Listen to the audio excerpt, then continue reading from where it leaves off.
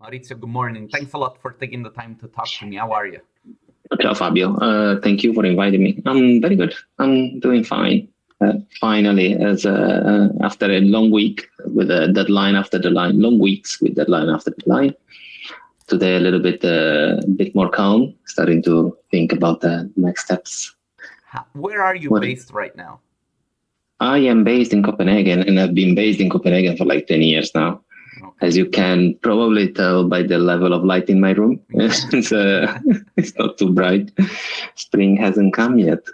We had a few days the last week, and then Copenhagen is a beautiful city. It's and also like as an architect and as a designer, I think you get to appreciate a lot. Just walking around and seeing things. It's fantastic. It's full.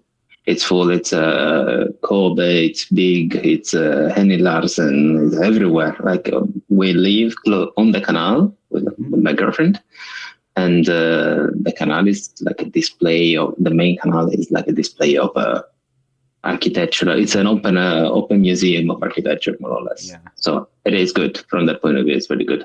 It's also overly crowded when it comes to architects. How did you land in Copenhagen?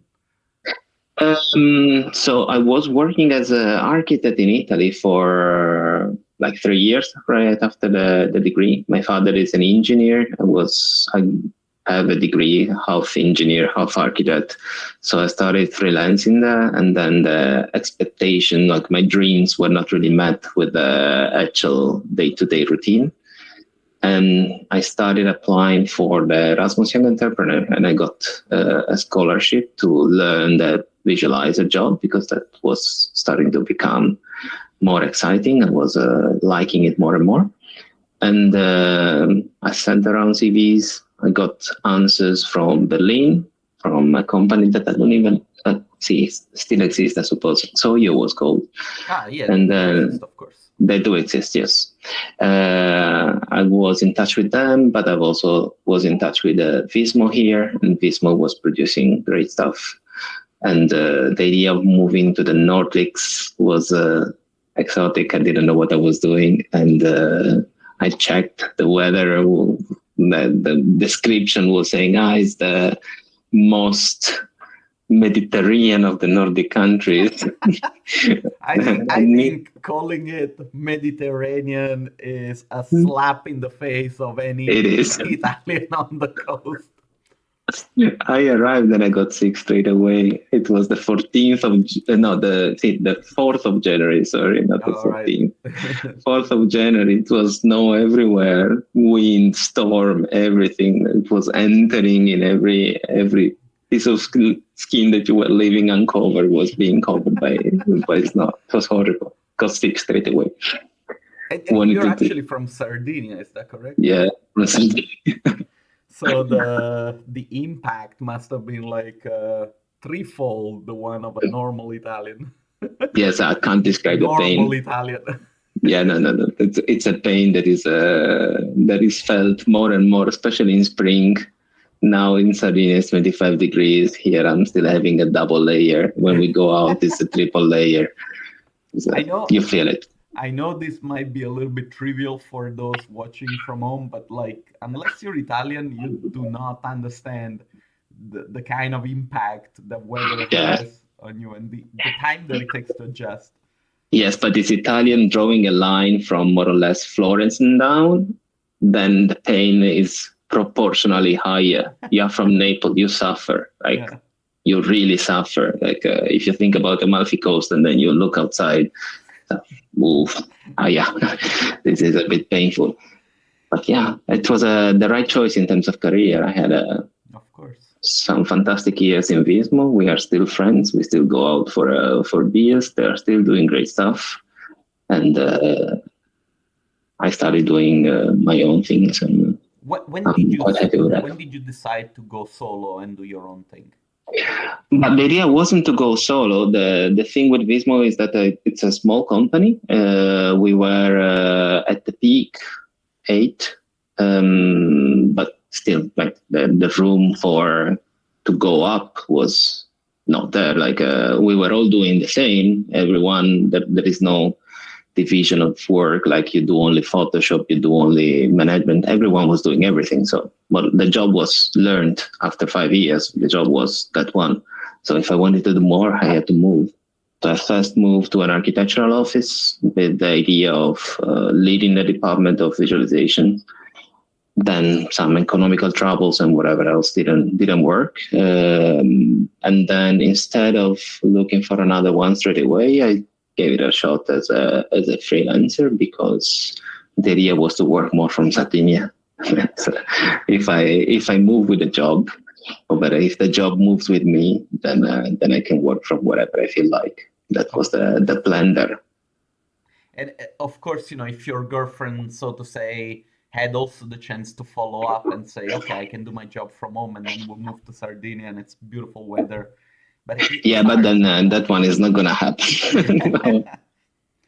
No. She has a fantastic career here, so we are roughly stuck here, and I'm freelancing from the second most expensive country in Europe, I think, one of the most expensive in the world anyway, top 10 there. So it's a tough competition. How did you start moving your first steps as a solo design entrepreneur? How did you get your first clients? How did you get your name out there? But I would say that I'm still fighting, still trying to do that. That's probably the weakest side of my profile. I'm good technically speaking when it comes to 3D, but I've been neglecting a lot social medias for a long time, and then there is all these NDAs with stuff that you cannot publish, and so on and so forth. So actually, that's how I approached AI. I needed a way to create content that is visually strong and to put it out quickly without any worry about NDAs and similar. So I could use simple 3Ds, simple stuff, simple inputs, and then push out consistent content. And I didn't want just to be putting out today I brushed my teeth with my kids and life is so great. I wanted to be relevant still in the content that I put. So what I could do is just to show what I'm studying, what I'm doing, and to put it out. And it seems to be interesting enough. Now I have been silent because I was working too much, so it wasn't.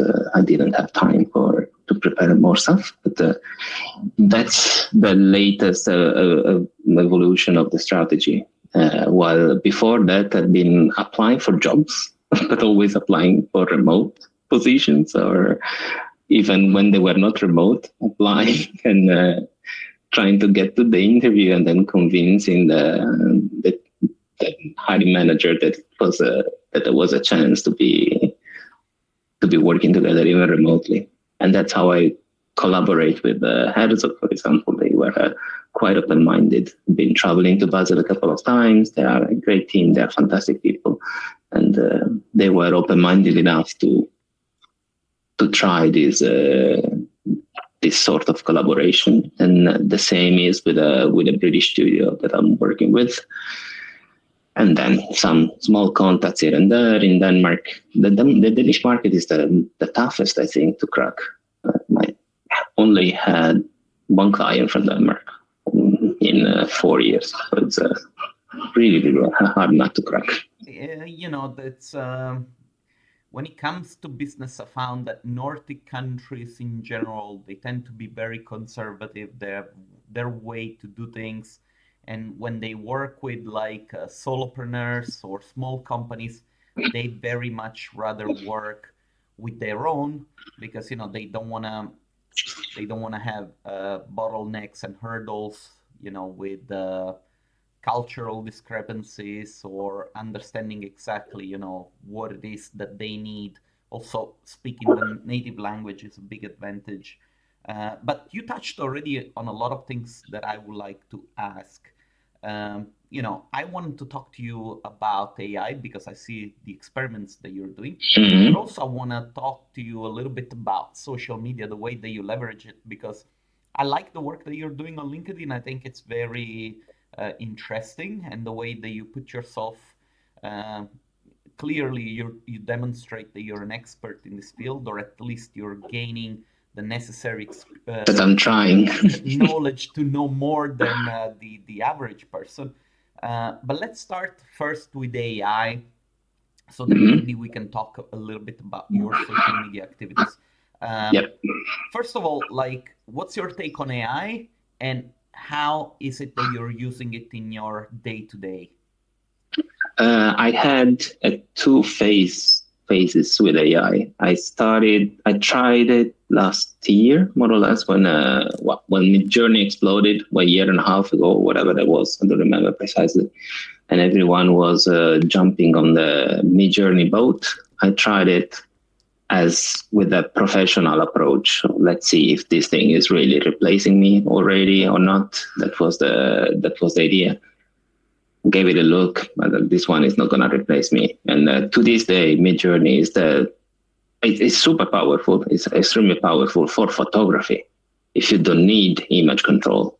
Now they introduced a consistent character, and I haven't tried Midjourney yet, but there is really no control. And when it comes to producing some nice looking people, I would definitely use Midjourney. But if I need to produce some nice looking people with the right camera lens that have to land in the scene and so on and so forth, Midjourney is completely useless. So the approach to AI was, how can I improve my workflow, make it faster, make it better, come out with a stronger impact, with a stronger output for my images, basically. That was the approach.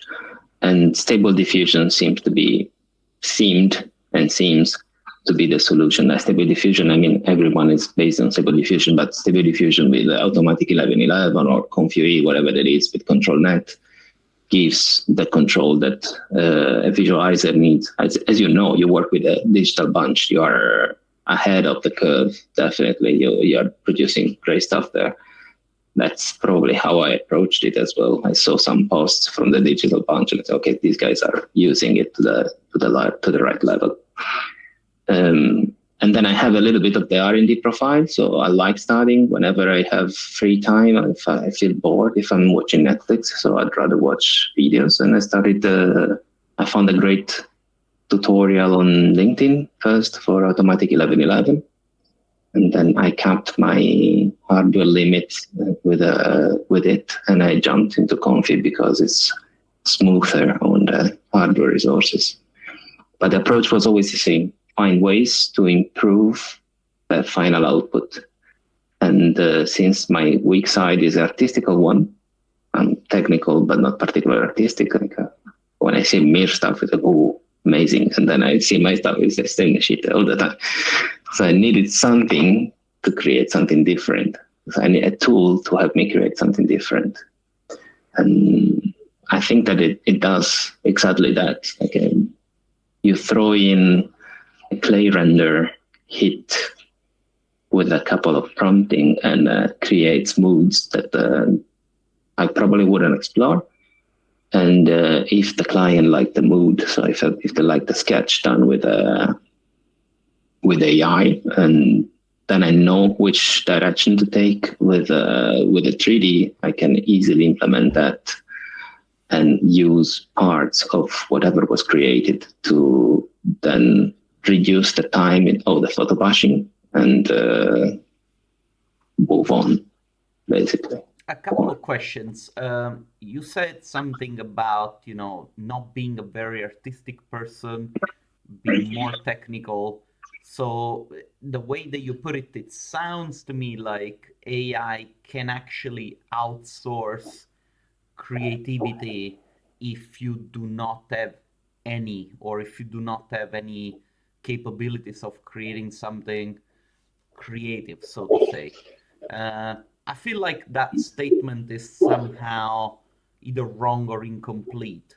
Would you mind chiming in? So again, it's not that I'm fully unaware. I've been doing this job for now 10 years. Like, there are rules, composition rules, color rules, whatever that is. But then, and lots of people tell you just the importance of references. I've been training myself. But then it's also a very technical job. Like to get a good image, you need a great input in 3D, and that's the part that kind of resonate with me the most. I'd rather spend time in making it really good than I kind of cut short, go straight there instead of spending more time in the reference creation problem. And these models, the database that you use when you load a checkpoint, they are trained on millions of images or thousands of images, whatever that is, and great images. So yes, the creativity is there. They have more creativity than I do. I'm a limited human with my brain. If I want to do a daylight image, I go for a daylight image. I put the sun up. But then there are lots of tiny details that this one shows you in 10 minutes, and then you can recreate those tiny details in the 3D. And to get there, it will take you a lot of work, days. And then if the direction is wrong, you wasted days. Well, this one make it strong from the beginning. Sometimes you put the sun in a direction where it cannot be, and you can fight, and the sun still stays there. And say, okay, this one is not going to work. But then you just hit again, regenerate, and at some point you will get the image that resonates with you and with that specific camera. I use it in a way in which I set the cameras though, so I'm still having full control over that part of the artistic approach. I place the camera where I want them, place the objects where I want them. I do the composition. I'll let it do the rest. Enhance on that. Does it answer your question? Yeah, I think that, to sum it up, like you do need to come in with a competence angle, so to say, where, these things can actually be, as an artist using AI, you become a facilitator of the facilitator, right? Because you enable the AI to do its thing if you know exactly what it is that the AI can do. But the AI, as of now, doesn't answer all your questions, right? It makes suggestions. No. It's not giving you a final output. I've been working these past 3 days on an aerial shot for Not5. It is this agency I started collaborating with recently, and we are doing a workshop on visualization the next month. So I'll be sharing what I learned so far in that field, and I hopefully will be learning more, so there will be a good content by that point. I think that there is already a lot to speak about. But we've been working on this aerial shot, and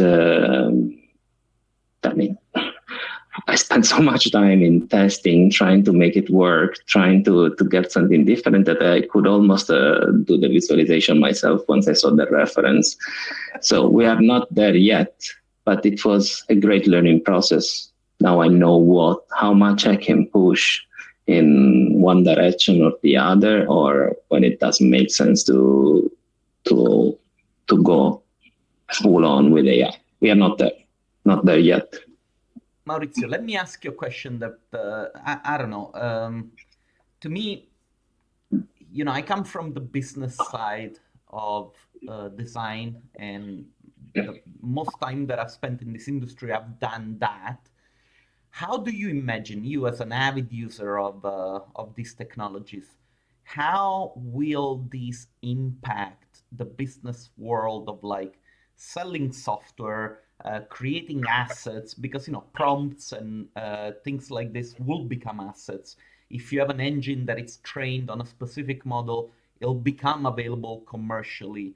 How do you think these are going to sort of like change the landscape of what we consider normal right now? And before you answer that question, the reason why I'm asking you this is because I don't know, when I started out 18 years ago now, whenever Motion came out with these packages of models, people really thought that these were like cheating, right? Because an artist had to model the chair, model everything, like you're not a real artist if you don't model the car yourself. But then over time, people realized, hey, it's impossible to do everything. You need to have these props available. And so right now, there is sort of like this conundrum that, people are like, AI, it's not art, it's cheating, blah, blah, blah. I think we're already parting away from that idea, Yeah. right? Yeah, I think so. But it's complicated. I think that it's scary from the visualizer point of view, I think. Let's start from that, because already now I can I can produce a better output in less time. So I just see those that will be implementing it in the best way within the software or within the subscriptions that you buy, being the winner. I saw some stuff the D5 render is doing, I think. They are already having this mood matching in the 3D world that I haven't seen, well, definitely not for Corona V-Ray, but maybe will be implemented for Enscape, for Unreal has a good chance, Blender has a great chance, because Blender is more responsive to this stuff, and I only wish I could work with that. You haven't started working with Blender yet? I was using Blender before I started being a visualizer, but here is like when you work with clients and then you have to share files, they all work with 3D Max. So what a shit! Like, I love Blender, but anyway. Yeah. I love the Blender way more than Max. Everyone hates Max. I think that one is sorry, Autodesk is the way it is. But so the one that will implement it in the best way, I think, will be the big winner. And there is no cheating, no whatever. They are just good. They will put that price that is so high so that they will create a big gap between who can afford it and who not. That's a different story. Already great tools like Magnific are insanely expensive, right? Yeah, it is expensive. I'm trying to do that with Confi. I just can't. I've been banging my head on the wall trying to reach the same level. I just can't. Well, someone else must be doing it somewhere. I didn't reach it, and so I'm still using Magnific, but it's really expensive. Or actually even Crea. Crea is great. Whenever you have to change a lot the image, Magnific is great in upscaling, but Crea is great in just creating something that is not there and uses it in a different way, and then it's all blurred. So you modify in Crea, then you jump into Magnific and you continue, or you do something. This is why I think that tools like Blender will actually take over, because like with the tool like Magnific, you can actually scatter some boxes, make them brown and green, and then Magnific will understand that those are trees, and so in the final product, this will not fix the animation part of things, at least for now, but you never know. Like I haven't used the text to 3D yet, or image to 3D yet. I know that Arturo, there is a guy, a superstar in LinkedIn and on Instagram as well. I'll send you his contact. I think you should be talking to him. Arturo, I don't know his surname. Which one? Arturo Tedeschi? No, not Arturo Tedeschi. Arturo Tedeschi is a real superstar. Arturo is a rising star. Okay. I'll send you his contact, and he's doing great stuff. It's more into the parametric side of AI and using it for this sort of iterations. But I think I got lost. What were we talking about? The Blender side. Yes, I haven't used the tree. I think that Blender, as I met the guys, they are young, they are smart, they are geniuses in their developing, and they like the shortcut. They need to be having a software that is performing. They will implement it, yes. They will do something that is working good already. When you see what they model in Blender with a spline and aggregation of assets that is coherent, Unreal has the same. What is Autodesk doing? I'm waiting there. What the fuck?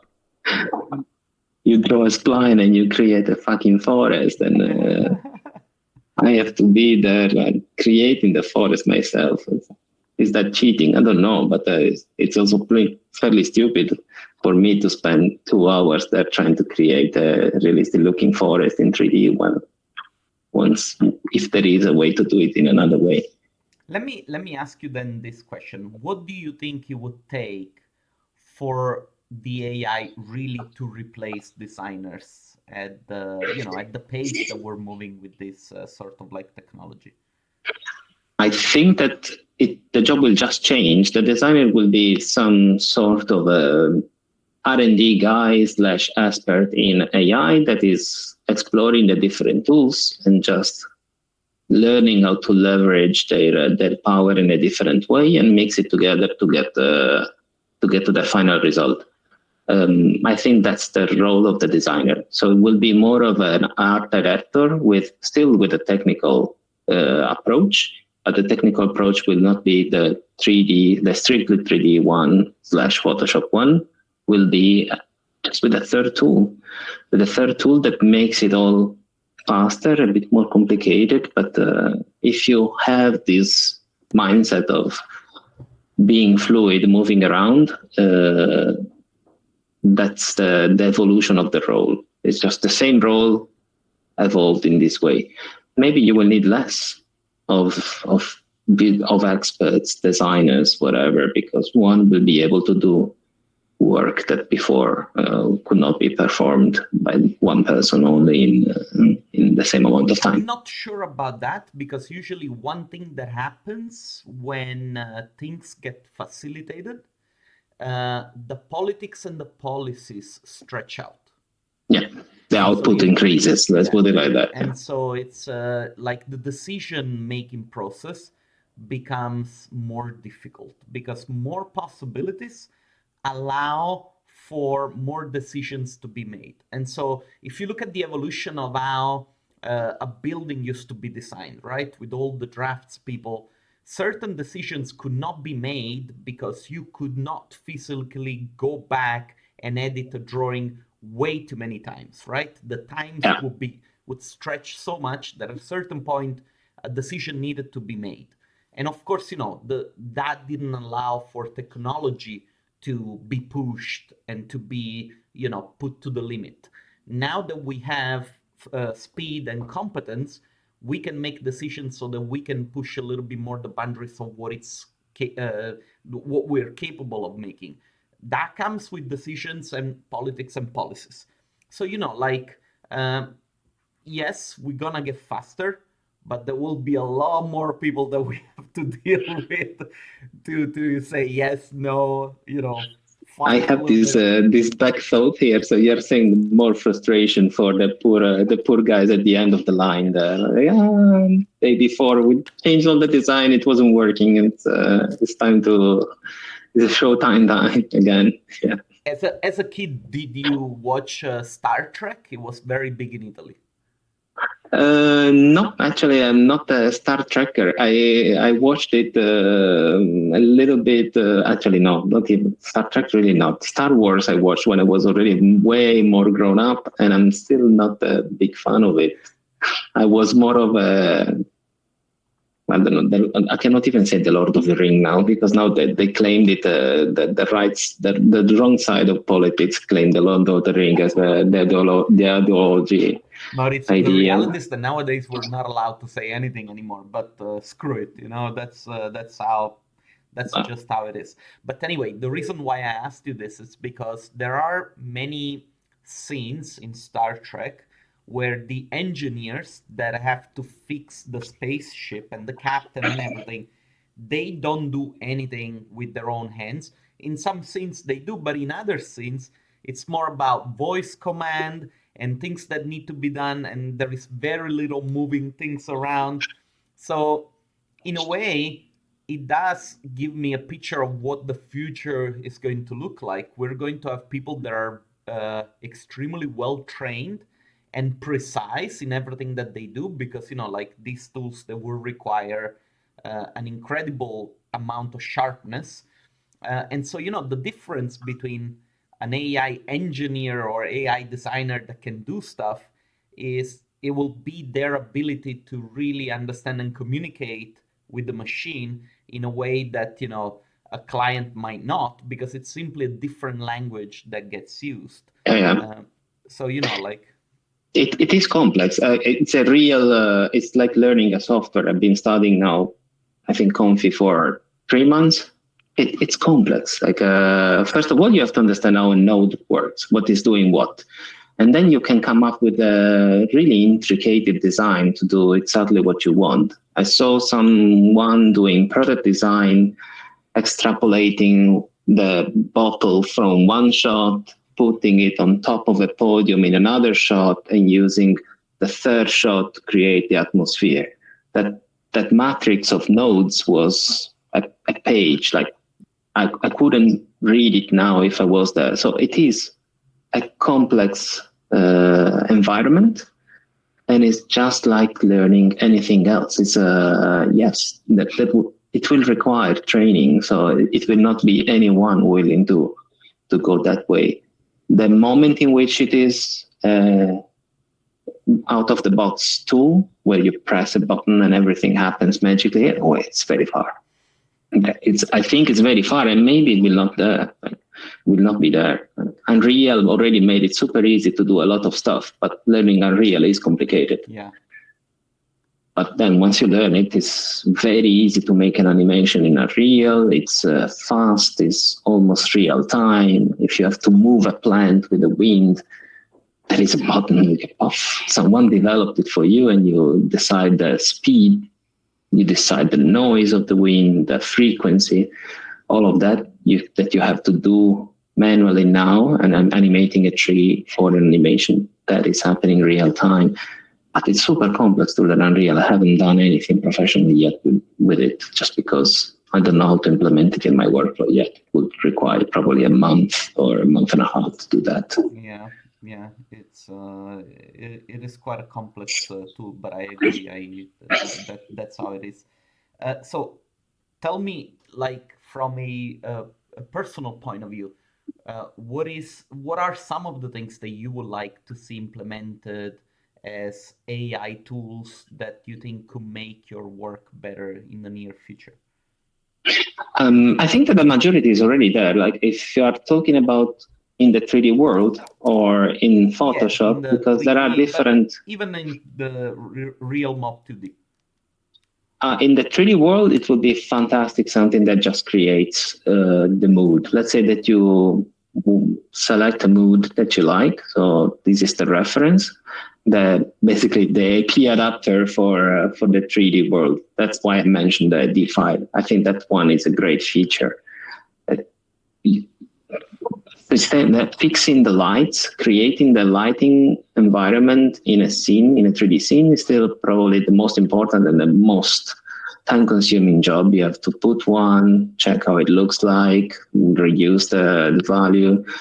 When Corona introduced the light mix, it was a great breakthrough because it was cutting the number of hours spent in testing the light from 4 to 1, just because you could reduce it there without re-rendering all the time. Right. So something like that will suddenly decrease the preparation of the scene down to nothing, just to the prop environment creation. But again, something that creates the environment, I would love it. Yes, you put the building, you create the environment, you create the lighting, and suddenly you hit render. And if that one is possible, that I would love to have those tools, but to have them accessible, because then they charge you billion per month, and then you have to work for someone that has that money, because not as a freelance. I think the biggest risk is exactly that one. They're gonna make it way more difficult for single entrepreneurs or small offices to be in the market if these tools are implemented and they are priced as the seller thinks it's worth it. That's the biggest risk I see. That is a real threat, you're right. Yeah, because a small studio like me being alone, up until the last year, I could survive. But already now I'm a little bit doubtful. I'm thinking about it. It's like, do I still want to be a freelancer in 2 years? Either I place myself really, really, really well now, so I explode and I expand, but I don't know if I want to be a freelance in 2 years from now when all these tools are implemented, because I will not be able to afford it. I actually appreciate you being so candid about this, because I think that this is something that designers fear a little bit to discuss and talk. And like now that you said it, I want to share a little bit my story, because I started a business also in the field of 3D, and it's not that it failed, but we were not happy with the way things were going. And because of the stuff that I had to do just to run my own office, I made the decision very early on that I did not want to do this. And I enjoyed, sales. I enjoyed talking to clients, doing the production, but there were still things that I did not enjoy do by myself, and to have the responsibility for them myself. So early on, I made that decision to say, look, I want to work for somebody, I want to work extra, but I want to focus on the things that I'm interested in. And I think that a lot of people, the reason why they don't make that decision, it's mainly because they just want to prove to themselves that they can do the freelance gig, which, again, fair enough. Congratulations to you, but like at a certain point you need to start making better decisions, otherwise this job will kill you. Yeah, but there are so many things now about being a freelance. It's a different podcast, but it's so complicated now. In 4 years into it, whenever I receive a mail from the SCAT, it's like, no, the SCAT is the tax system here in Denmark. It's like, oh, I hope I didn't fuck it up, because that one really stresses me out. The tax part. Then there is chasing clients that you send the invoice to, and they are all very responsive up to the moment in which it comes to payment. And I received the reminder from the accountability app. I'm sending the invoice again here and blah blah, and then dealing with the client, and you're always dealing with the person. So there are lots of stuff that you have to do on top of the work itself. But that one, it's all part of the gig. I mean, okay, I understand wanting to do it. I did it myself. I'm pretty bad actually at to receive, to be commanded, more or less, to be told what to do. But then you're told what to do no matter what, even when you're a freelance. So even more actually. Unless you are a super successful one. Let me ask you one last question, because believe it or not, we've been going on already for 41 minutes. Yeah. What is, like now you're leveraging LinkedIn with the content that you're creating. Is this helping you to sort of like get your name out there and to build up a reputation? I think so. Actually, as a platform, I really like it from that point of view. I think it's, as long as it doesn't become the new Facebook, it's good. I'm making a lot of friends out there today, but I like it. It's professionally focused. You put out what your worth is in terms of professional output. Like, no one cares about how you look like, and it's all about what you're doing. And I think it is creating a lot of buzz. Maybe it creates a lot of buzz in the small niche that you are interested on, and I don't know how much out there it gets. But then again, I belong into the industry for now, and so it did create interesting conversations, let's put it like that. And it does give a little bit of weight to the profile.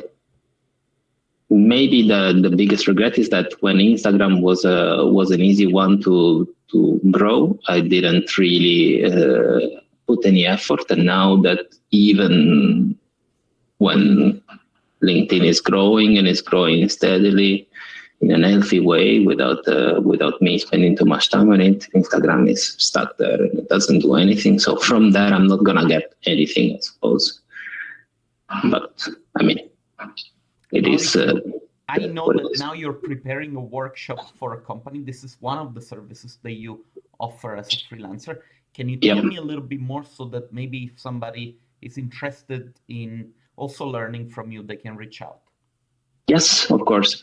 Not5 is a Danish company. It's run by two former architects, or two architects that decided to go solo, exploring the AI side of things from different angles. So it's not only about visualization; it's about parametric computational design. Let's put it like that. And the workshop will be basically going a little bit deeper into what we discussed today.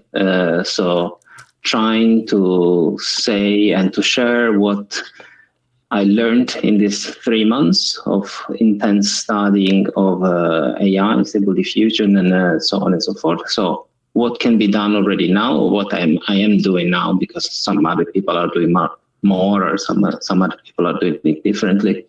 What can be done from the visualization point of view. So mood matching, mood explorations, how to use the different tools in a different way, what I think should be studied into the future, looking into the future. So, for example, Config has to be learned, but what can be done already now with the tools that are already available and easy to use. So like Crea Magnific, there will be a combination of different stuff. There will be case studies, like sketches to be transformed into a mood and environment and whatever. And then maybe there will be a 3D scene that I will prepare so that we can place cameras together, and then the students go on and put in the pot everything that we discuss on the first day of the workshop. On day 2 will be the practical side of things. So you will have the camera set up, you will have the clay render that you want to transform into something, and then we will move on from there. There might be something about Photoshop. It depends on the time. We have 2 days, 4 hours per day. There will be a lot of theory, I think, heavy theory in day 1, and then the second day will be more like the practical approach. There will be some workflow ready in Config so that we don't waste time there will be an explanation of the workflow, but then it will be readily available so that you click and you see the result, and then you move on to the next stage. I'm starting to think about the workflow these days, about the workshop these days, but I think that the stuff that are already on the website and that I have there will be the things that we will discuss in the workshop. People will be able to read about your website and everything in the link in the description. So Perfect. Don't worry, all that information will be available to everyone watching this video. Maurizio, I like to keep these conversations around 45 minutes or less. Yep. We have already gone over that time. I want to thank you for taking the time to talk to me. Thank you so much. I want to wish you a fantastic day. I'm going to stop the recording. Don't go anywhere. I want to say thank you to those watching from home. We appreciate the support. Maurizio, thanks a lot again for talking to me. And thank you very much, Fabio. Thank you for inviting me. See each other at the D2 in Vienna sometimes. Oh, I would love to.